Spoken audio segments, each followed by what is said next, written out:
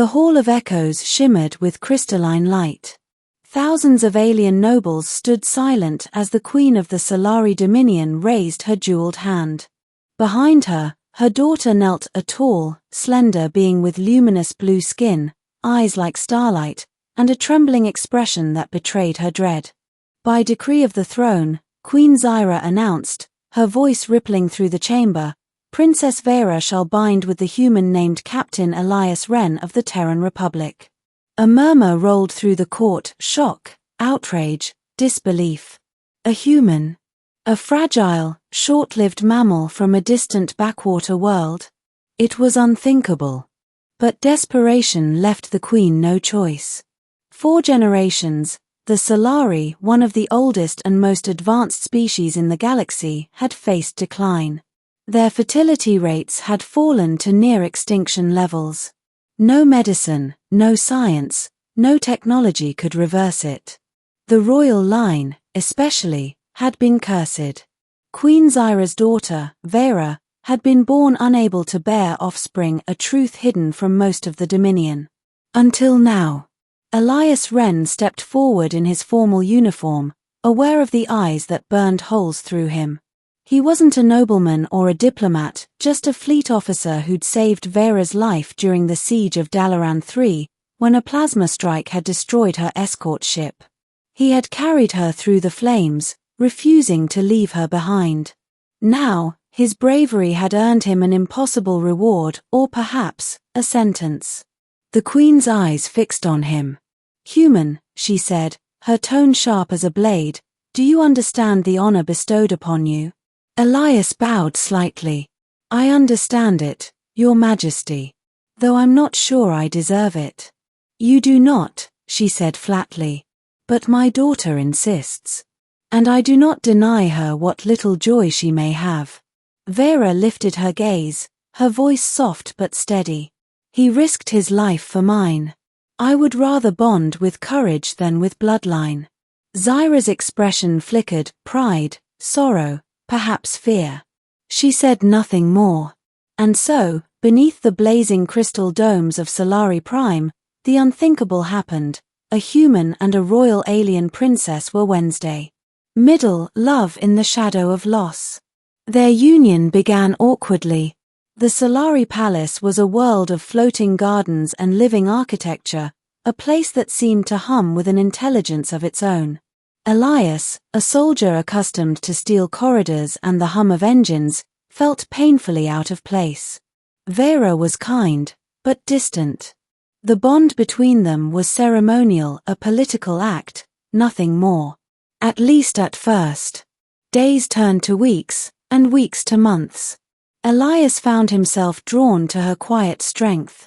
She spent her days in the star gardens, tending to plants that sang under her touch. She spoke of her people's history, their fading power, and their fear of extinction. One day, she said softly as they walked among the glowing vines, "The Solari will vanish. Our songs will fade. Even our children's names will be forgotten." Elias looked at her. "Does that scare you?" "Yes," she admitted. "But what terrifies me more is that I will never know what it means to create life. To look into the eyes of something that is both me, and not me." He reached for her hand, hesitant, gentle. "Maybe it's not about blood," he said. "Maybe it's about what we build. Together." Something changed in her then. Slowly, the distance melted away. They began sharing meals, laughter, and eventually something deeper. The bond that began as duty grew into something real. For the first time in years, Vera smiled not out of politeness, but because she wanted to. But in the shadows of the palace, Queen Zyra watched and worried. She knew her daughter's condition. She knew it was impossible for her to conceive. And she feared what the inevitable heartbreak would do to both of them. The miracle. 2 years later, the impossible happened. Elias woke in the middle of the night to find Vera trembling beside him, her hand glowing faintly against her abdomen. "Elias," she whispered, her voice shaking, "something's happening." The palace medics arrived within minutes. Scanners glowed, readings blinked.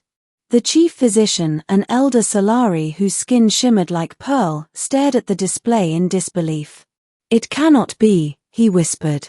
"Her genetic matrix, it's active." Queen Zyra arrived soon after, fury and disbelief written across her regal face. "What have you done?" she demanded of Elias. "Nothing," he said, holding Vera's hand. "She just.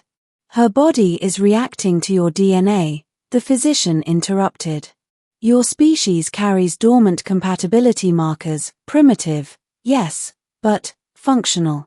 Zyra's breath caught. "You mean?" "Yes, Your Majesty," the physician said. "She's pregnant." The Queen's legs nearly gave out.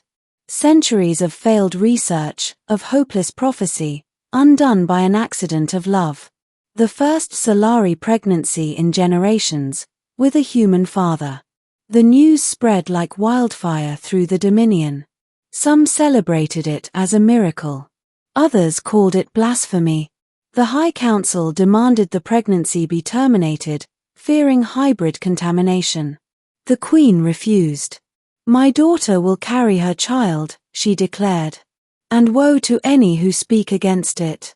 The birth. Months passed in tension. Solari society fractured between those who believed this new bloodline could save their people, and those who thought it would destroy them. Elias and Vera stayed hidden under palace protection, watched over day and night. When the time came, the skies over Solari Prime turned violet, the ancient omen of change. The labor was long and agonizing. Solari bodies were not meant for the unpredictable biology of human life, but Vera endured. Elias never left her side. At last, the air filled with a sound no Solari had heard in centuries, a baby's cry. Vera cradled a tiny being in her arms. The child's skin shimmered faintly, a soft blend of human warmth and Solari light. Its eyes glowed with faint silver flecks, its heartbeat strong and steady. Then, impossibly, another cry. Twins. One boy. One girl. Elias and Vera looked at them in awe. The children were not monsters. They were perfect.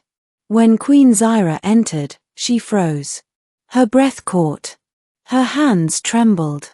The infants turned their luminous eyes toward her, eyes that mirrored her daughter's own, yet held something new. Something human. Something alive. The Queen, who had not wept in decades, sank to her knees beside the bed. "My grandchildren," she whispered, tears streaking her radiant cheeks. "They live." Ending the dawn of a new bloodline. The twins grew quickly, faster than either species expected. By the time they were 2, they were already speaking, sometimes in Solari, sometimes in English. They played among the gardens, their laughter echoing through the crystal corridors like living music. The Queen often watched them from afar, unsure of how to act. She was ruler of half the galaxy, conqueror of 1,000 worlds, but before these children, she felt small, uncertain, even afraid. One day, as the twins ran toward her, little steps echoing on the marble floor, she hesitated. The girl, Elin, grabbed her hand without fear. "Grandmother," she said in perfect Solari. The word struck Zyra like lightning. No one had ever spoken to her with such innocence, such trust. She looked down at the tiny face, the blend of alien grace and human curiosity, and for the first time, she smiled a real smile.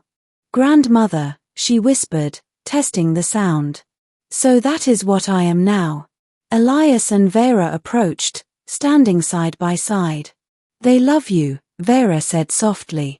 "They see the warmth in you I once thought gone."